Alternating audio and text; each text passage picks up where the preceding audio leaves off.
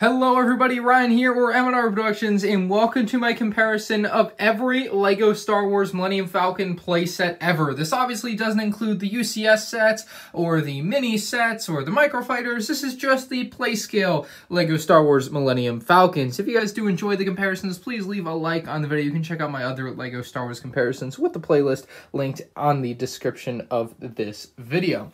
Anyway guys, this is all 6 of the playscale Millennium Falcon. We'll be using the MandRproductions comparison scoring system. This proprietary scoring system helps us determine which set is the best. We're going to be scoring these between 1 and 6, 6 being the best, 1 being the worst, and the highest score at the end when all tallied up will win. Before we begin going through the categories, we're going to give some general information about every set so you guys have a base of knowledge. This is the 7190 Millennium Falcon from the year 2000. It was $100 at the time. Adjusted for inflation, you're looking at about $150 in 2019 money, which is very pricey for that. It includes 659 pieces with 6 minifigs, so not too bad, I suppose. We have the 4504 set from 2004. It was the first one in light bluish gray, as opposed to the dark gray on the older version. I will say I've replaced a couple pieces on this, that's why they are light gray, but everything included in the original set was dark gray. This set cost $100 at the time of release, which is $136 in today's money. You're going to be looking at 5 minifigs inside of this set and 985 pieces in that Falcon, so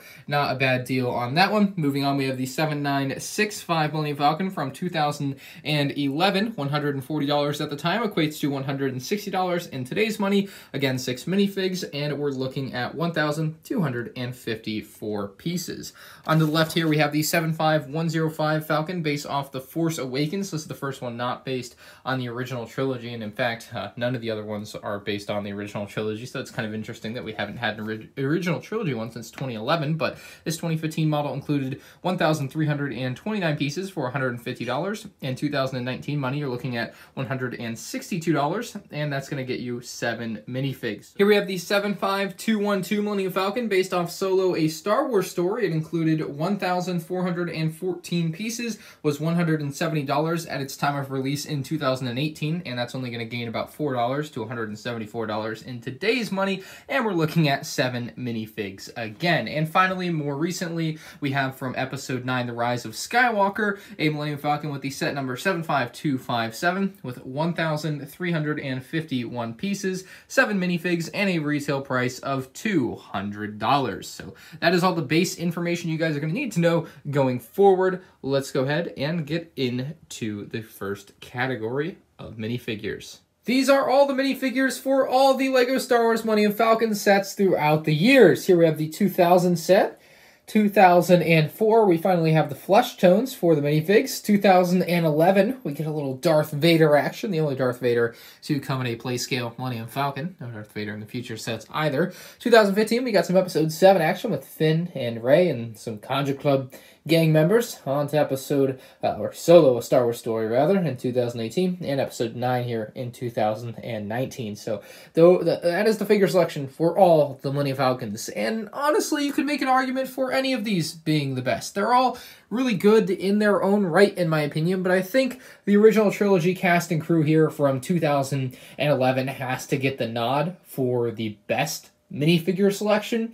To me, the second best figure selection is going to go in 2019. I just really like Boolio, and I think he's funny, so that really helps a lot. But also the Lando is awesome. You get a very nice updated R2-D2, C-3PO, Chewbacca, and of course Dio, and the Finn minifigure is not too bad either. Receiving 4 points is going to be the Episode 5 version here. I just really liked the inclusion of the Snowtrooper because it's based off the Hoth scene, and I thought that was really fun. I don't think you can complain about that, and also flesh tones were nice coming from the 2000 model, so that'll be 4 points for the 2004 model, quite fittingly, actually. 2018 is going to get 3 points for being the third worst. It's not too bad of a figure selection. Kira's nice. The Chewbacca looks awkward to me. The newer, or the Chewbacca not from Solo doesn't look weird, so I think that gives it a knock. Lando, of course, is an epic character in this particular Millennium Falcon, in my opinion, so 3 points for that one. We'll be getting 2 points in 2015. The Conja Club guys just aren't right to me. It really throws it off, but the rest of the characters make sense, and 1 point for 2000, just for having generally outdated minifigs, at least as of now. I mean, at the time, they were probably good, but compared to everything else we have now, they're just not that great. So that is your minifigures from all the Millennium Falcons. I'll just give you guys one more good slow look, because I think it's awesome to see all the figs from the same set, essentially, through the years. For the playability category, every set basically has the same idea. I mean, every set has an interior that you can play with, every set has some stuff on the exterior that you can play with, and every set is in some way swooshable. Now, I will say the earlier models, the 2000 and 2004 sets, are not quite as swooshable as the newer models, namely because, especially the 2004 model has this problem. When you want to pick up this set with one hand, you would want to pick it up like this. However, it's very weak in this area, so when you pick it up like this, it's going to break apart. You can't do it. This set's going to be suffering from the same fate here, where it's just kind of weak in these areas up and underneath the Millennium Falcon there. It just has a lot of give to it, and the pieces will occasionally snap on you if you're holding it with one hand, which is what I prefer to do with my Millennium Falcons, to be quite honest, and I think a lot of people have gotten into that habit. So 2011, you can actually pick these up no problem with one hand, and that goes for every model since then. I'll just show you another example here in 2019, but also the 2018 and 2015 models can be picked up with one hand no problem. So that side of the playability is awesome. Now, all these sets have the turning radar dish and turrets on top here. Can turn and move. Same here in 2011. 2019 does all the same stuff. This one a little bit stronger. Same here. Same stronger connection there. See, the turret can move again. Dish turret. There you go. So all the playability is pretty straightforward as far as the exterior works for the Falcons. Now, the one thing that the newer models have over the older models, and what we'll see here is on the 2011 model, flipping it over, we're going to see some flick-fire missiles underneath. So that is pretty neat. We also have an underside turret. Now, the underside turret is completely absent on these two models, but it is present on all four of the newer style Millennium Falcons. You can see it hiding under the 2015 model there and absent back in the year 2000. Very obviously not there. So very nice playability with the underside of the Falcons gaining the turret from the newer four models. Now, I could drag this out for like 30 minutes going over the interior of each set, but each set does have an interior that you can play with. So you can open it up, you can play with the inside, and I think we'll compare these a lot more side by side with the design category. But I think it's just important to know that every set has an interior. Every set is pretty much a wash as far as the interior goes. I feel like I could spend an hour talking about playability. I think I will quickly boil this down. All it boils down to is that the four newer models have better stability as far as picking the model up with one or even two hands. They are just stronger, more stable models to pick up and swoosh around, which is kind of what the Millennium Falcon's made for. They also have nicer interiors. Now, the interiors we're going to get to on the design category, because I feel like as far as interior is concerned, as far as playability is concerned, is only limited to your imagination. So all the Millennium Falcons have an interior with different little things you can play with and do things with. None really more so than any others. Even looking back to the Turn of the Millennium with the 2000 Millennium Falcon, you still have the ability to put characters inside of the turret, and I don't think you can make an argument that just because it's not as refined of a system that it's any worse playability wise than any of the newer models, because it essentially does the same thing. Now, if we lift the top piece off of here, we'll be able to see the interior of the 2000 model. And again, it's not the prettiest thing, but it's only really limited to your imagination. So we're going to score out the playability as follows. We're going to categorize these four here as being just better. They just are, because you can pick them up and it's a lot easier to swoosh them around. The two earlier models, not so much. So I'm going to award 6 points each to all of the newer models, and I'm going to award 4 points each to the older two Millennium Falcons, only because they are missing the swooshability. Kind of fragile when you pick them up. It'll break sometimes, so it's not as playable in that manner. And they're also missing either some flick-fire missiles or some spring-loaded shooters. The older two don't have any of that, so that's added playability on the newer sets for 4. So 6 points each and 4 points each in the back left. We are on to the design category, and you can see there has been some major changes on the design of these sets. The worst design set has to be the 2000 version. I mean, it just looks terrible. It's an old gray. I mean, it's the year 2000. I think we can give LEGO some slack for that, but I also think we have to recognize that this is just god-awful. I mean, it uses UFO plates as its main exterior brick. You pull this whole thing up, get it out of the way, and this is the interior you are left with. You have a little pad that you can drop down to allow characters to walk up and into the Millennium Falcon. Not the greatest feature ever. You also have this little escape pod thing. Yeah, I didn't know this was in this set until I built it, and I was not ready for that thing. We have a little thing here in the back where you can have minifigs hide under the floorboards of the Falcon. Different little sections, but obviously not very flushed out compared to what we have today. You can also fit characters in the cockpit. It opens up pretty easily. I actually like the stability of this cockpit and the way it's built a little bit better for some reasons and a little bit worse for others. Obviously, it's looks, but I just like that you're able to pop this off the top. I actually kind of prefer that system, but however, it looks a lot less accurate. So putting this back on should not be incredibly difficult. You just kind of find the sweet spot and drop it right on.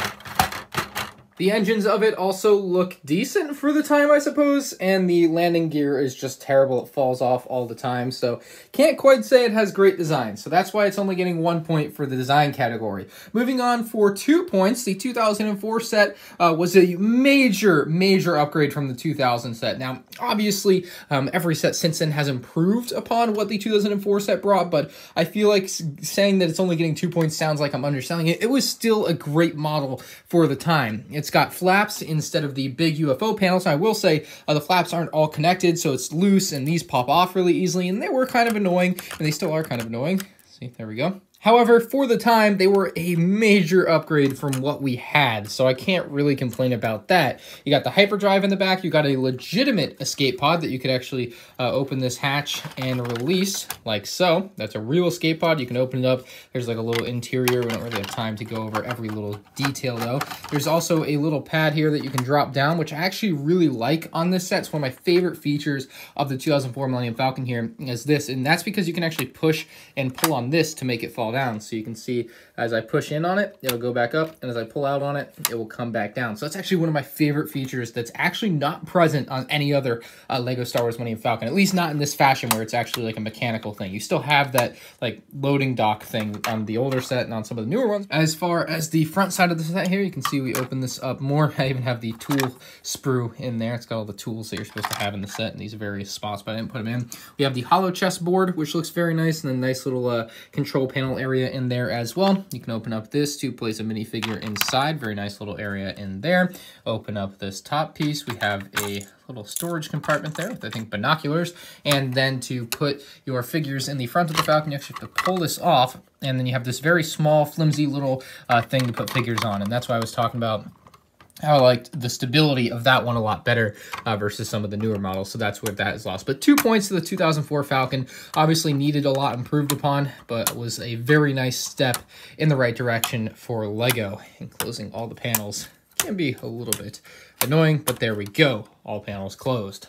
Receiving 3 points in the design category is the 2011 Millennium Falcon. You can see the engine's much better than we had on 2004 there. Very clean. It retained the same panel design. Well, not quite the same panel design. A much stronger panel design this time compared to the other one, which would fall off. These ones do not fall off at all when you shake them. So you can open these all up just like you could on the older model, no problem. The interior feels kind of lacking. It feels kind of empty.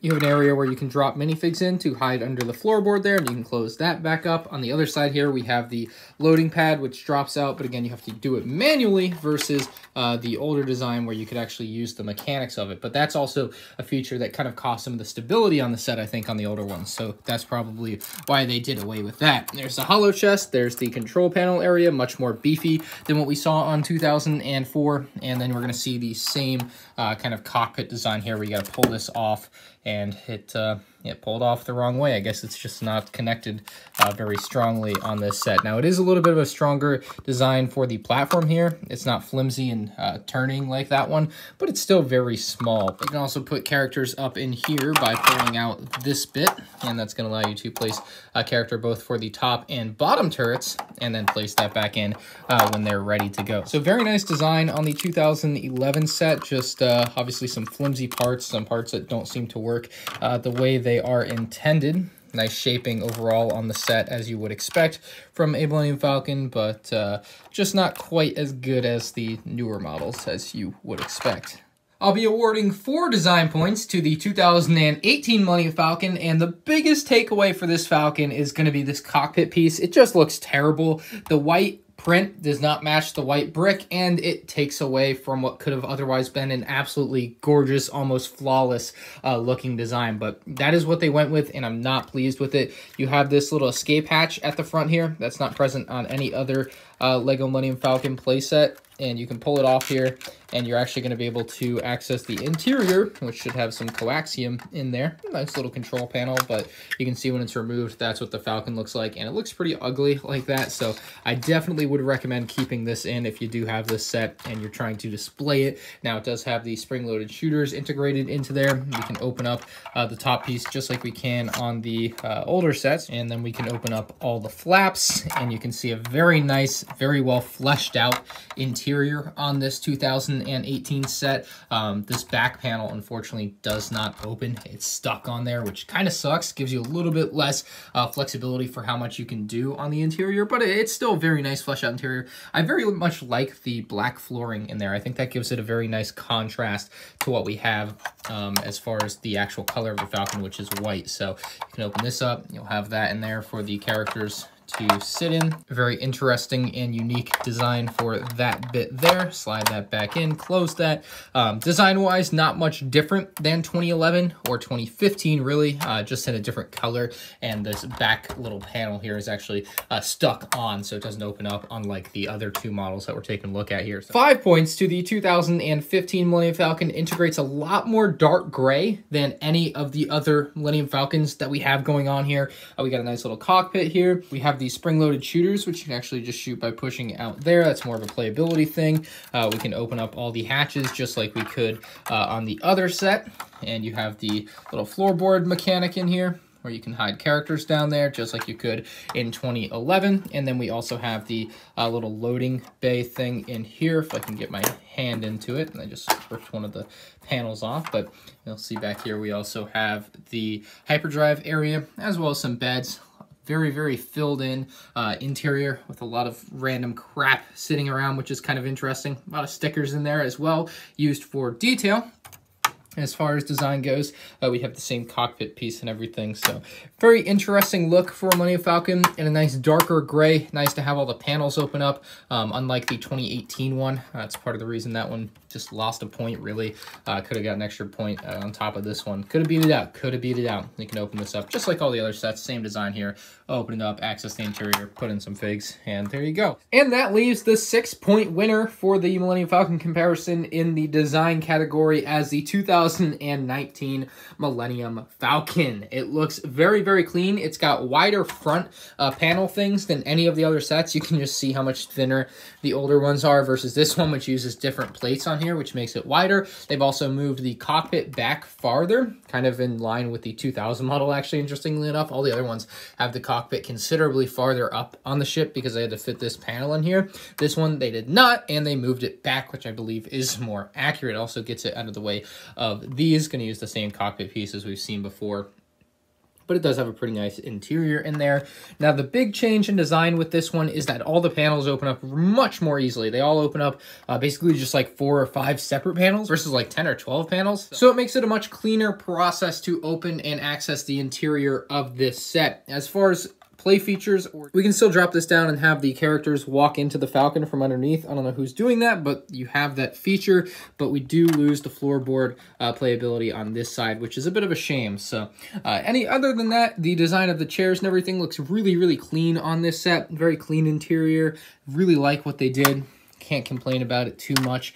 On the back side here, we're going to have some beds. The hyperdrive, very, very clean as well. And then you're going to have the floorboard, which allows you to hide characters just like we've seen on all the other sets. So also a little kitchen area, which is kind of cute. But that's the interior design Very, very clean. The panels are much upgraded from what we see on the older set designs, and then the turret is also very clean and nice design, I think, compared to some of the other sets. Although the 2011 turret design isn't that bad, kind of retained the same thing in 2015, but I think this one might be the cream of the crop as far as turret design, although it's a weird thing to talk about. But the shape of it is also like just so much nicer, and the panels being closed off with no gaps is one of the big things a lot of people talked about when they first saw this set, myself included. So that is something that LEGO definitely got right. Now, they changed the engine design on this. They didn't really change it for the Solo Falcon or the 2015 Falcon from the 2011 one, but this one, they definitely changed it up a lot. They used some tubes and they used tiles, and it looks absolutely beautiful. For value, I'm going to be giving the worst value set to the 2000 Millennium Falcon. That's about $150 in today's money, and I'm just not seeing it. Receiving 4 points each for value is going to be the 2011, 2015,